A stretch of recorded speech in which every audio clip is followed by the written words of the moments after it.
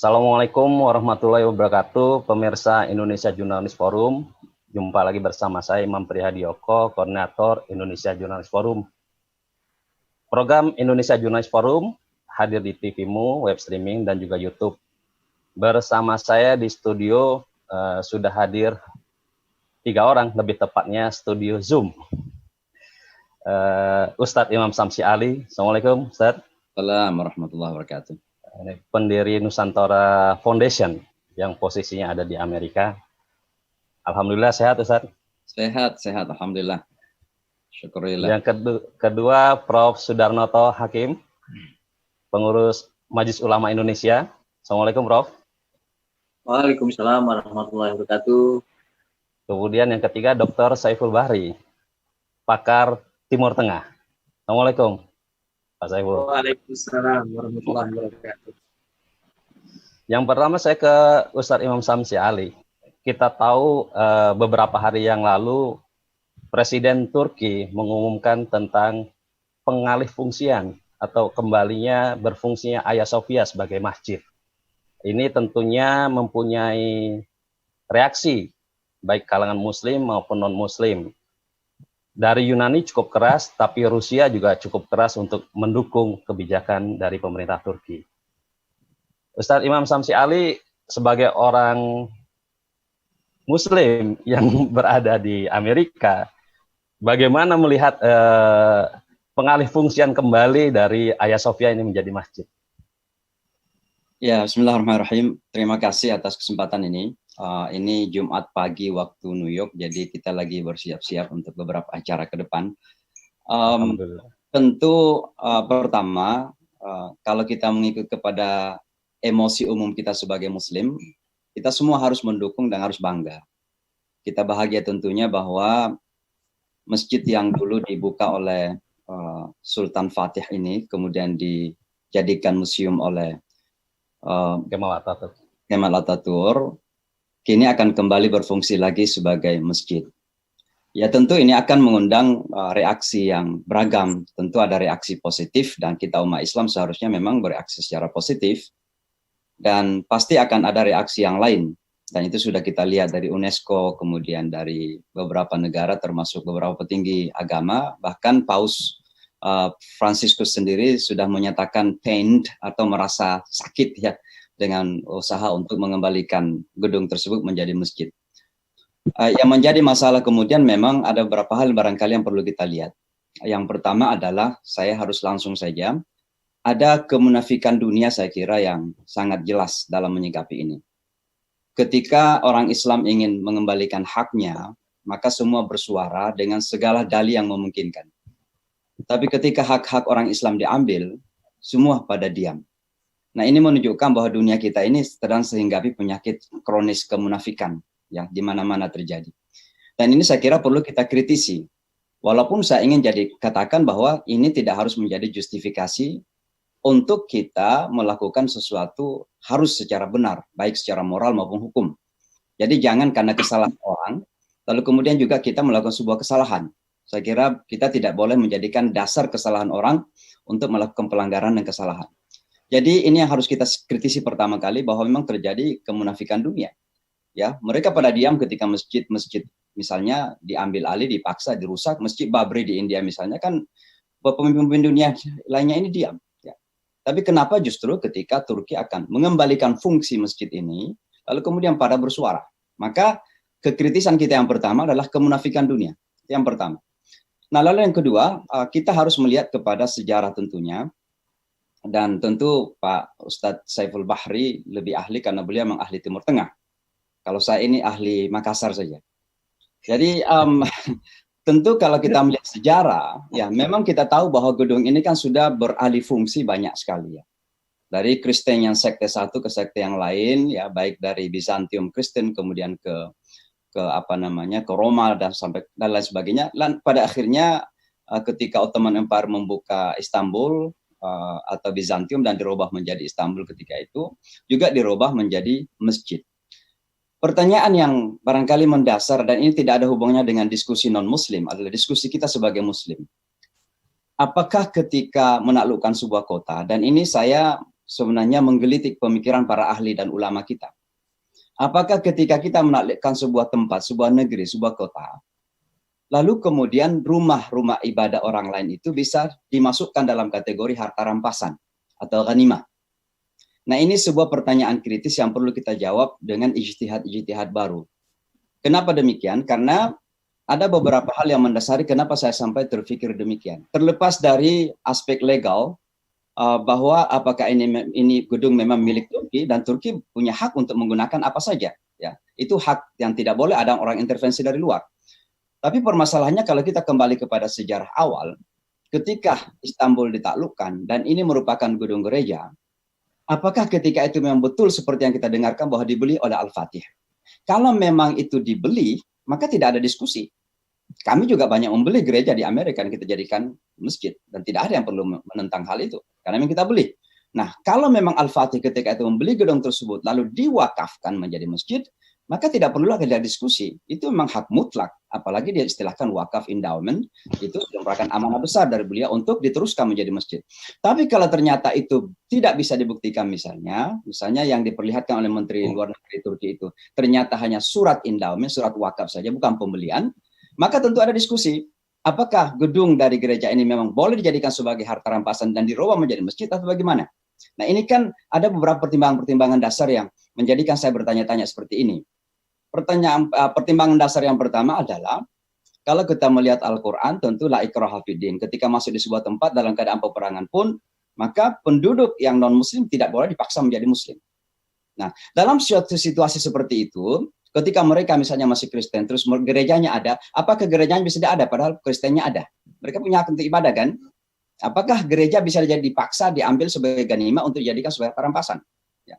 Nah, ini kemudian kembali kepada beberapa praktek para pejuang kita di masa lalu, para salafus saleh, para khulafaur rasyidin, khususnya Umar misalnya ketika menaklukkan tanah Syam. Ya, ketika di Suriah misalnya gereja tetap, ya, bahkan patung-patung atau tidak salib-salib tidak boleh turunkan.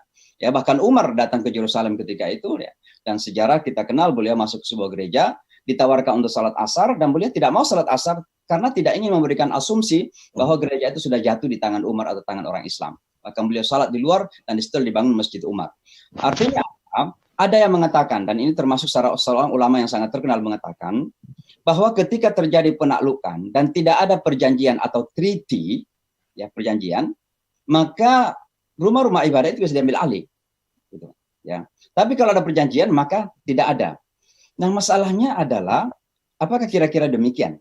Ini pertanyaannya selain secara legal, syar'i, juga secara moral tentunya. Apalagi dunia kita sekarang sudah berubah dengan deklarasi HAM, ya, dengan deklarasi HAM yang dimana religious freedom atau kebebasan beragama dijaga.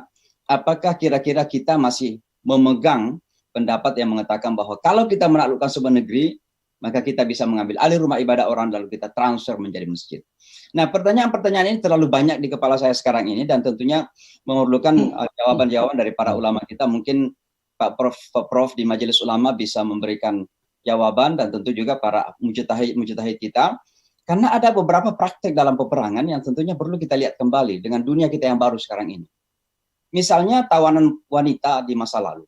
Ya, kalau kita berperang terus ada wanita yang ditahan, itu kan bisa menjadi amah kan, budak wanita yang bisa mohon maaf dengan segala isu yang terkait kan, bisa menjadi ada hubungan dan lain sebagainya kan, itu kan. Nah, ternyata ini kan nggak bisa diterima lagi. Nah, juga ketika sampai pada masalah rumah ibadah orang ini, apalagi dalam dunia global yang sangat terbuka sekarang ini, kalau kita mempertahankan pendapat lama, opini lama, ijtihad lama yang mengatakan bahwa kita bisa mengambil rumah ibadah orang ketika menaklukkan dan dijadikan masjid, maka ini akan berimbas yang sangat besar kepada kami minoritas di dunia mayoritas non-muslim. Karena ini dampaknya luar biasa. Kita lihat misalnya, Rusia sudah memberikan kesempatan kepada Turki untuk membangun masjid besar ya di Moskow. Ini kan sebuah peluang yang luar biasa, peluang dakwah yang sangat luar biasa. Bagi saya ini PR, ya lebih kepada PR, ya lebih kepada strategi dakwah kita masa depan. Nah, oleh sebab itulah saya kira banyak isu-isu yang harus kita diskusikan dan bisa kita pertimbangkan. Tentu saya ingin kembali bahwa secara emosi kita bangga. Dan saya mendukung tentunya secara pribadi bahwa Presiden Erdogan kembali menjadikan itu sebagai masjid. Masalahnya kemudian ada hal-hal yang terkait yang perlu kita klarifikasi, apakah itu dari segi syariah kita, dari segi juga hubungan internasional, maupun dari segi norma-norma hubungan, khususnya hubungan antar agama dalam hal ini. Yang juga banyak jadi pembicaraan di Indonesia, Ustadz Imam Samsi Ali, bahwa bagaimana kalau kasusnya dengan Spanyol ketika masjid-masjid dirubah jadi gereja gitu. Nah, itu yang saya katakan tadi. Pertama, memang ada kemunafikan dunia kan. Nah, ketika itu terjadi kan semua diam, tidak ada yang berbicara. Tapi saya ingin mengatakan sekali lagi, kesalahan orang, pelanggaran yang dilakukan orang, jangan menjatuhkan kita jatuh ke dalam kesalahan dan pelanggaran yang sama. Ya, ada istilah, saya baru menulis artikel itu, ada istilah yang disebutkan oleh Michelle Obama mengatakan begini, if they go low, we go high. Kalau mereka itu jatuh, kita naik gitu. Ya, jadi jangan karena orang melakukan kesalahan, pelanggaran, kezaliman, lalu kita cenderung membenarkan apa pelanggaran yang terjadi itu sebagai pembenaran bagi kita untuk melakukan sesuatu yang sama. Gitu. Idfa' billati ahsan, saya kira ayatnya jelas gitu ya. Jadi jangan itu dijadikan sebagai alasan untuk kita melakukan suatu kesalahan. Nah, saya tidak mengatakan bahwa pengalihan ini salah. Ya. Hanya perlu ada beberapa hal yang perlu kita klarifikasi. Dan kalau memang salah ya kita harus betulkan. Dan kalau kita melakukan kesalahan harus kita akui sebagai kesalahan. Kenapa? Kita mengedepankan moral ground. Akhlakul karimah kita ini selalu kita jadikan sebagai senjata dalam berdakwah. Karena percayalah bahwa dengan akhlakul karimah ini, di Amerika Serikat misalnya dan dunia barat, Ustaz Saiful pernah kemarin, ini sudah terlalu banyak gereja yang kita konversi menjadi masjid. Ya. Itu dengan akhlakul karimah, dengan dakwah persuasif yang kita lakukan, betapa banyak gereja sekarang ini yang kita beli, jadi kita jadikan masjid. Dan tidak menimbulkan gejolak ya, Ustaz? Tidak menimbulkan gejolak. Saya kasih contoh ya. Di Amerika ini ada 5 masjid yang dimiliki komunitas Indonesia. Selain yang di New York, ada di Philadelphia, ada di Washington, ada di Houston, dan sekarang ada di LA. Ya. Dari 5 ini, 3 dari gereja dijadikan masjid. Artinya apa? Konversi gereja menjadi masjid bukan sesuatu yang baru. Tapi kan tidak menjadi kontroversial. Nah, kenapa? Karena ada pendekatan-pendekatan yang justified. Baik secara syar'i tentunya maupun juga secara moral dan pendekatan-pendekatan kepada tetangga-tetangga kita yang tidak menimbulkan reaksi maupun kontroversi yang banyak. Ya. Saya ke Prof. Sudarnoto. Prof, bagaimana melihat ini pengalihan ini? Apalagi kalau kita mengikuti pidatonya Erdogan, sungguh berapi-api. Dan bagian Muslim di Indonesia memang sebagian memunculkan semacam euforia ya. Ya, jadi kalau soal pengalihan seperti yang disampaikan oleh Ustaz Samsi tadi itu biasa. Jadi banyak gereja yang kemudian menjadi masjid, tapi juga sebaliknya begitu di berbagai tempat. Ini menjadi isu karena Erdogan. Dan fenomena Erdogan itu kan fenomena yang dalam konstelasi politik global itu kan khas ya. Jadi Barat melihat Erdogan itu dia itulah someone gitu. Tapi kalau misalnya kalau ini sekedar membandingkan saja, kalau misalnya ada gereja kecil di Ciputat kemudian jadi masjid ya mungkin dengan prosedur tentu tidak akan ramai ya. Tetapi persoalannya Erdogan. Jadi saya melihat sebetulnya di balik isu di balik isu pengalihan